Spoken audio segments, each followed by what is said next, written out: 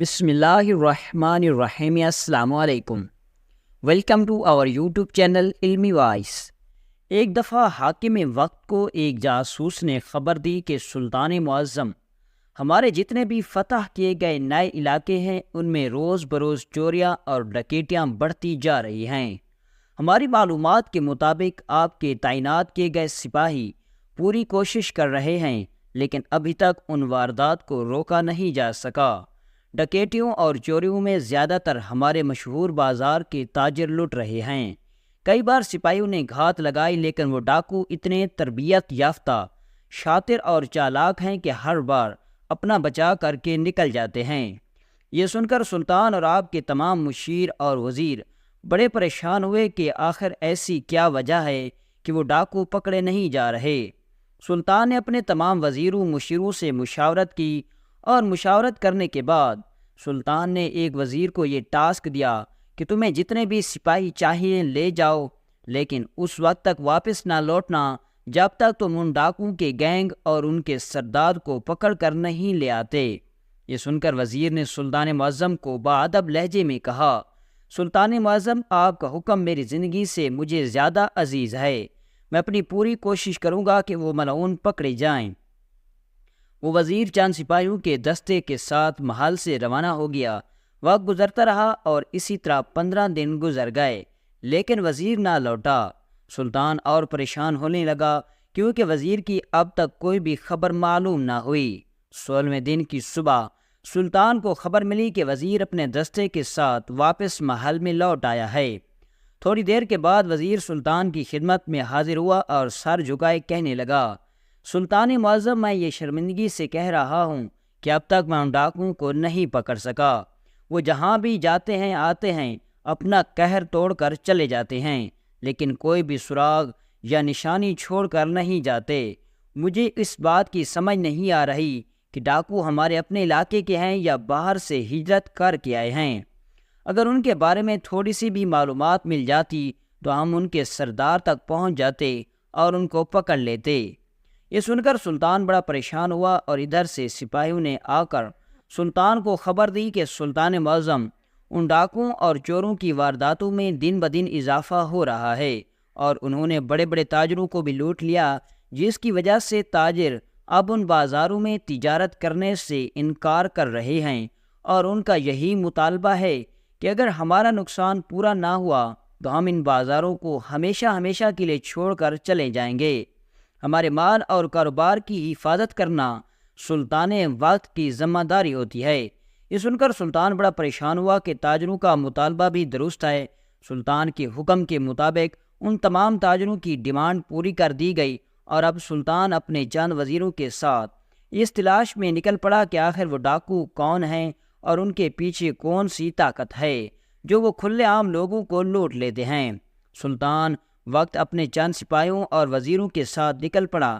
چلتے چلتے سلطان کا گزر ایک گاؤں سے ہوا۔ گھوڑے اب تھک چکے تھے، سلطان بھی تھک چکا تھا، اور اس لیے سلطان نے ایک گھنے درخت کے نیچے تھوڑی دیر آرام کرنے کا مشورہ کیا۔ سپاہیوں نے وہاں خیمہ نصب کر دیا، اور سلطان خیمے کے اندر آرام کرنے کے لیے چلا گیا۔ ابھی سپاہی خیمہ نصب کر رہے تھے کہ سلطان اپنے سپہ سالاروں اور وزیروں کو یہی کہہ رہا تھا کہ ان ڈاکو کے پیچھے بہت بڑی طاقت ہے، اور ان کو پکڑنے کے لیے ہمیں بہت سارے سپاہی اور عقل مند مشیروں کی ضرورت پڑے گی، کیونکہ جنگ لڑنے کے لیے صرف طاقت کی نہیں بلکہ بہترین حکمت عملی کی بھی ضرورت ہوتی ہے۔ ان کو پکڑنے میں جو ہماری جوان مدد کریں گے۔ سلطان ابھی یہی بات دہرا رہا تھا کہ ایک بزرگ جو اپنی فصلوں کے کام میں مشغول تھا، سلطان کے قافلے کو دیکھ کر سلطان کے پاس آیا، اور سلطان کی باتیں سن کر سلطان کی خدمت میں عرض کرنے لگا، حضور، میں جانتا ہوں کہ میری اتنی اوقات نہیں کہ میں سلطان کے سامنے بول سکوں، لیکن میرے دماغ میں ایک ترکیب آ رہی ہے، اور میں ان ڈاکوؤں کو پکڑنے میں آپ کی مدد کر سکتا ہوں۔ میں بھی اس بات کو جانتا ہوں کہ ہماری سلطنت میں ڈاکوؤں نے سرعام لوٹ مچا رکھی ہے۔ سلطان نے کہا کہ اتنے بڑے ڈاکوؤں کو ہمارے اتنے بڑے سپہ سالار اور جاسوس نہیں پکڑ سکے، لیکن تم کیسے پکڑو گے؟ سلطان نے کہا، لیکن پھر بھی تم اپنی بات بتاؤ۔ اس بزرگ نے کہا، سلطان معظم، میری عمر اس وقت 60 سال ہے اور میں نے ایک ایک لمحہ اپنے تجربہ کار کے گزارا ہے، اس لیے میں چاہتا ہوں کہ میں اپنے تجربے کو استعمال کر کے ان ڈاکوؤں کے سردار تک پہنچ سکوں۔ جب تک آپ ڈاکوؤں کے سردار کو نہیں پکڑ سکتے اس وقت تک یہ ڈکیتیاں جاری رہیں گی۔ سلطان کو بزرگ کی بات پسند آئی اور سلطان نے کہا، بتاؤ تم کیسے ان ڈاکوؤں کو پکڑو گے؟ اس نے کہا، سلطان معظم، مجھے 1000 درہم اور 100 سپاہیوں کا دستہ میرے حوالے کر دے، میں 10 دن کے اندر ان ڈاکوؤں اور ان ڈاکوؤں کا سردار آپ کے حوالے کر دوں گا، اور اگر میں نے ڈاکوؤں کا سردار حوالے نہ کیا اور آپ کے ایک بھی سپاہی کو کوئی خراش آئی تو میرا سر اسی وقت قلم کر دینا۔ بزرگ کی باتیں سن کر سلطان نے وزیروں کی طرف دیکھا تو وزیروں کے اشارے سے سلطان نے یہی محسوس کیا کہ اب اس بزرگ کی بات ماننے کے علاوہ ہمارے پاس کوئی چارہ بھی نہیں، کیونکہ ہر ترکیب ان ڈاکوؤں کو پکڑنے میں ناکام ہو چکی تھی۔ سلطان نے 100 سپاہیوں کا مضبوط ترین دستہ اس بزرگ کے حوالے کیا اور واپس محل کی طرف لوٹ گیا۔ وقت اپنی رفتار سے گزرتا رہا اور دوسرے دن کی صبح سلطان ابھی بستر پر آرام فرما رہے تھے کہ سپاہی نے آ کر خبر دی کہ سلطان معظم، ایک بزرگ جس کے ساتھ ہمارے سپاہیوں کا دستہ ہے، وہ 10-12 آدمیوں کو گھوڑوں کے پیچھے گھسیٹ کر لے کر آ رہے ہیں۔ سلطان سمجھ گیا اور جیسے ہی سلطان اپنے کمرے سے باہر نکلا تو سامنے دیکھا کہ وہی بزرگ جو ان گاؤں میں اس کو ملا تھا 10-12 آدمیوں کو اپنے گھوڑے کے پیچھے گھسیٹتا ہوا سپاہیوں کے ساتھ محل میں داخل ہوا۔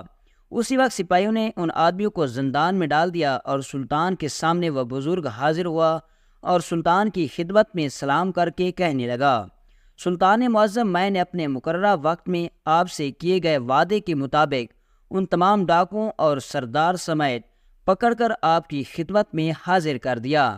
یہ سن کر سلطان پہلے تو بڑا حیران ہوا اور پھر خوش ہوا کہ اس بزرگ نے جو وعدہ کیا تھا اس کو پورا کر دیا، لیکن ادھر سلطان کے دماغ میں یہ بھی تجسس پیدا ہو رہا تھا کہ ایک عام بزرگ نے چند سپاہیوں کی مدد سے اتنے بڑے ڈاکوؤں کو کیسے پکڑ لیا۔ تو بزرگ کہنے لگا، سلطان معظم، فساد چاہے کتنا بھی بڑا ہو، سازش چاہے کتنی بھی بڑی ہو، لیکن اس کی شروعات ایک چھوٹے سے کام سے ہوتی ہے، اور میں نے بھی اسی فارمولے پر کام کیا اور میں کامیاب ہو گیا۔ سلطان نے کہا کہ اپنی بات تفصیل سے بتاؤ۔ تو بزرگ نے کہا کہ جن علاقوں میں سب سے زیادہ چوریاں ہونے لگی میں اسی علاقے کی طرف روانہ ہو گیا اور ایک ایک گلی ایک ایک محلہ پھرنے لگا۔ اچانک میری نظر ایک بچے پر پڑی جو مرغی کا انڈا چرا کر بھاگ رہا تھا اور ایک عورت اس کو پکڑنے کے لیے اس کے پیچھے بھاگ رہی تھی۔ میں نے 12 سالہ بچے کو روکا اور پوچھا، بیٹا تم بھاگ کیوں رہے ہو؟ تو اس نے کہا کہ میں نے مرغی کا انڈا چرایا اور اس کی مالکہ نے مجھے دیکھ لیا اور وہ مجھے پیٹنے کے لیے میرے پیچھے آ رہی ہے۔ میں نے اس بچے کو کہا کہ میں تمہیں اس عورت کی سزا سے بچا لوں گا، لیکن تم مجھے بتاؤ کہ تم نے اتنی چھوٹی سی عمر میں یہ چوری کرنا کہاں سے سیکھی؟ تو اس بچے نے کہا، ہمارے ایک گاؤں کا آدمی ہے جو ہمارے گاؤں میں چوریاں کرتا ہے اور میں نے اسی کو دیکھ کر یہ چوری کی۔ تو بزرگ نے کہا، کیا تم اس آدمی کو جانتے ہو؟ تو اس نے کہا، ہاں میں اچھی طرح جانتا ہوں، وہ ہمارے اسی گاؤں میں رہتا ہے۔ وہ بچہ ان کو اس آدمی کے پاس لے گیا اور اس بزرگ نے اس آدمی سے ملا تو شکل سے ہی اس بزرگ کو وہ چور لگا۔ بزرگ نے کہا کہ میں تمہیں سلطان سے ایسا خاصا انعام دلواؤں گا اگر تم مجھے یہ بتا دو کہ تم جب چوریاں کرتے ہو تو یقیناً تمہارے ساتھ کوئی بڑا آدمی ہوگا جو آگے ان چیزوں کو بیچنے میں تمہاری مدد کرتا ہوگا۔ پہلے تو آدمی صاف صاف انکار کرنے لگا کہ میں نہ ہی چور ہوں اور نہ ہی میں کچھ جانتا ہوں، لیکن جب بزرگ نے 100 اشرفیوں کا لالچ دیا تو چور بزرگ کے لالچ میں آ گیا اور کہا، ہمارے گاؤں سے 10 میل دور ایک گاؤں میں ایک بدمعاش رہتا ہے، میں جب بھی کوئی چوری کرتا ہوں اور چوری کرتے ہوئے پکڑا جاؤں تو وہ چھڑانے میں میری مدد کرتا ہے، لیکن میں اپنی چوری کا آدھا حصہ اس سے دیتا ہوں۔ بزرگ نے کہا، کیا تم مجھے اس بڑے بدمعاش کے پاس لے کر جا سکتے ہو؟ تو اس آدمی نے کہا، نہیں، وہ بہت بڑا بدمعاش ہے اور اس نے اگر تمہیں میرے ساتھ دیکھ لیا تو وہ تم سب کو مار دے گا کیونکہ وہ بہت خطرناک ہے۔ میں نے اس سے کہا کہ تم پرواہ نہ کرو، تم مجھے اس کے پاس لے جاؤ۔ وہ ہمیں اس بڑے ڈاکو کے پاس لے کر گیا تو اس کے بتانے کے مطابق وہ آدمی شکل سے ہی بڑا ڈراؤنا لگ رہا تھا۔ میں نے اس سے کہا کہ میں سلطان کی طرف سے آیا ہوں اور تم سے کچھ معلومات لینی ہیں۔ اگر تم میرے ساتھ تعاون کرو تو میں تمہیں سلطان سے اچھا خاصا انعام دلواؤں گا، اور ہو سکا تو سلطان کے پاس تمہیں ملازمت مل جائے گی اور اب تمہیں چوریاں کرنے کی بھی ضرورت نہیں پڑے گی۔ وہ بدمعاش آدمی سمجھدار تھا اور اس نے کہا، بتاؤ تمہیں کیا پوچھنا ہے؟ میں نے اس سے پوچھا کہ ایک چور ہی چور کو جانتا ہے، ایک ڈاکو ہی ایک بڑے ڈاکو کو جانتا ہے، بتاؤ ہمارے اس علاقے میں ہونے والے ڈکیتیوں کے پیچھے کون ہے؟ تو اس بدمعاش نے کہا کہ اس گروپ کے ساتھ میرا کوئی تعلق نہیں، میں خود ہی ڈکیتیاں کرتا ہوں اور خود ہی ان کو ٹھکانے لگاتا ہوں، لیکن ان دوران ہونے والی ڈکیتیوں میں میرا کوئی ہاتھ نہیں۔ لیکن ہاں، اس گروپ میں ایک سپاہی ہے جس کو میں جانتا ہوں، اور وہ ڈاکو ہمارے علاقے سے نہیں ہیں بلکہ پہاڑوں سے نکل کر آئے ہیں۔ وہ کوئی عام ڈاکو نہیں بلکہ بڑے تربیت یافتہ ہیں۔ ان کا ایک نوجوان سلطان کے 10 سپاہیوں کو ایک ہی وقت میں خاک چٹا سکتا ہے۔ ان ڈاکوؤں کو پکڑنے کے لیے ہوشیاری سے کام لینا ہوگا۔ میں نے اس آدمی سے کہا کہ تم بھی ایک ایک ڈاکو ہو، اور بتاؤ وہ ڈاکو کب، کس وقت اور کس جگہ پر ڈاکہ ڈالتے ہیں اور تاجروں کو لوٹ لیتے ہیں، اور ایسا کون سا طریقہ کیا جائے کہ ان ڈاکوؤں کو پکڑا جائے؟ تو اس نوجوان نے کہا، میں ایک شرط پر تمہیں بتاؤں گا، جو میں تمہیں کہوں گا تمہیں میری بات ماننا پڑے گی۔ میں نے اس سے کہا، مجھے تیری شرط منظور ہے۔ پھر اس بڑے ڈاکو نے کہا کہ وقت اور جگہ میں بتاؤں گا کہ کس جگہ اور وہ حملہ کر سکتے ہیں۔ تم ادھر سے اپنے بھیس میں کوئی سپاہی بھیج دینا جو تاجر بن کر وہاں سے گزریں گے، اور جیسے ہی وہ ڈاکو وہاں پر حملہ کریں گے تو میں ان کی ایک کمزوری جانتا ہوں جس سے ان کو قابو میں کیا جا سکتا ہے، ورنہ یہ تو 100 کیا 1000 سپاہی بھی ان کو قابو نہیں کر سکتے۔ میں نے پوچھا ان کی کیا کمزوری ہے؟ تو اس نے کہا کہ یہ جو پہاڑی ڈاکو ہوتے ہیں یہ ایک جڑی بوٹی سے بنی ہوئی پھکی کی خوشبو سے بہت زیادہ چڑھتے ہیں، اور جیسے ہی ان کو وہ خوشبو سنگھائی جائے تو یہ بہت کمزور پڑنے لگ جاتے ہیں اور ان سے لڑا نہیں جاتا۔ میں نے اس بزرگ سے کہا، کیا وہ تمہارے پاس دوائی موجود ہے؟ تو اس نے کہا، ہاں موجود ہے، لیکن کم مقدار میں ہے۔ پہلے ہمیں وہ پھکی تیار کرنا پڑے گی، اس کے بعد ہی ہم ان کے لیے گھات لگائیں گے۔ ہم نے 2 دن میں دوائی تیار کر لی اور اپنے چند سپاہیوں کو تاجروں کے بھیس میں اس بڑے ڈاکو کی بتائی ہوئی جگہ سے بھیج دیا۔ جیسے ہی وہ جگہ پر پہنچے تو وہ ڈاکو وہاں گھات لگا کر بیٹھے تھے اور انہوں نے ہمارے سپاہیوں پر حملہ کر دیا۔ جیسے ہی انہوں نے حملہ کیا، ادھر ہم بھی گھات لگائے بیٹھے تھے اور ہمارے چند سپاہی لڑنے کے لیے انہوں نے تلواریں نکالی، اور چند سپاہیوں نے وہ بنائی گئی پھکی وہاں پر اڑانا شروع کر دی۔ جیسے ہی وہ جڑی بوٹیوں سے بنائی گئی پھکی فضا میں اڑی تو وہ آہستہ آہستہ وہ کمزور پڑنے لگے، ان سے تلوار نہیں چلائی جا رہی تھی، اور حتیٰ کہ اس کا اتنا اثر ہوا کہ تلواریں ان کے ہاتھوں سے چھوٹ گئیں۔ ہم نے ان میں سے کسی کو بھی جان سے نہیں مارا بلکہ ان کو پکڑ کر آپ کی خدمت میں لے آئے۔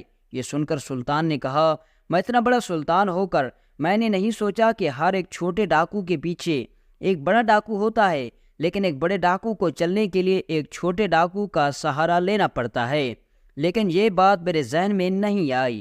اس کے بعد سلطان نے کہا، جس ڈاکو کی مدد سے تم نے ان کو پکڑا اس کو میرے سامنے حاضر کرو۔ سلطان کے حکم پر جب اس آدمی کو حاضر کیا گیا تو سلطان نے کہا، ہر انسان کے اندر ایک بڑی صلاحیت ہوتی ہے، لیکن ضرورت اس بات کی ہے کہ وہ اس صلاحیت کو اچھے کام کے لیے استعمال کرتا ہے یا پھر برے کے لیے۔ پہلی یہی صلاحیت تم برے کاموں کے لیے استعمال کرتے رہے، لیکن تم کسی کا فائدہ نہیں کر پائے، لیکن آج تم نے اتنی بڑی مصیبت سے ہمیں بچا لیا۔ یہ اس کا نتیجہ ہے۔ میں تمہیں اپنے دربار میں ایک اچھے عہدے پر نوکری دیتا ہوں، اور تمہیں یہ بھی تاکید کرتا ہوں کہ تم آنے والے وقت میں ہماری سلطنت میں چور اور ڈاکوؤں کے خاتمے کے لیے ہماری مدد کرو گے۔ اس کے بعد سلطان نے ایک دن ایک میدان میں تمام لوگوں کو جمع ہونے کا حکم دیا۔ صبح ہوتے ہی سارے لوگ میدان میں جمع ہونے لگے اور لوگوں کے دلوں میں تجسس تھا کہ آخر ایسی کیا بات ہوئی کہ سلطان ہمیں اکٹھا کر رہا ہے۔ جیسے ہی دوپہر کا وقت ہوا تو سلطان کی سپاہی ان تمام ڈاکوؤں کو پکڑ کر میدان میں لے آئے اور سلطان بھی تشریف لے آئے، اور سلطان نے پورے مجمع کے سامنے ان تمام ڈاکوؤں کو عبرت کا نشان بنا کر ان کی گردنیں اڑا دی، اور ان کی گردنیں سلطنت کی اہم گزرگاہوں پر لٹکا دی گئیں، اور وہ لٹکتی گردنیں اوروں کے لیے نشان عبرت بن گئیں، اور سلطان نے اس ڈاکو کو جو کہ اب سیدھے راستے پر آ چکا تھا۔ اس نے بزرگ کی مدد کی اور اس کو سب کے سامنے سلطان نے انعام و کرام سے نوازا، اور تمام مجمع کے سامنے سلطان نے اس بات کا اقرار کیا کہ میں اتنا بڑا سلطان ہو کر اپنی رعایت کی حفاظت نہ کر سکا، لیکن اس بزرگ کی مدد سے آج یہ ڈاکو ہمارے ہاتھ میں آئے۔ پھر سلطان نے اس بزرگ کو اپنا وزیر مقرر کر دیا اور اس بھٹکے ہوئے آدمی جو کہ بزرگ کی وجہ سے راہ راست پر آ چکا تھا اسے اچھا عہدہ دے دیا۔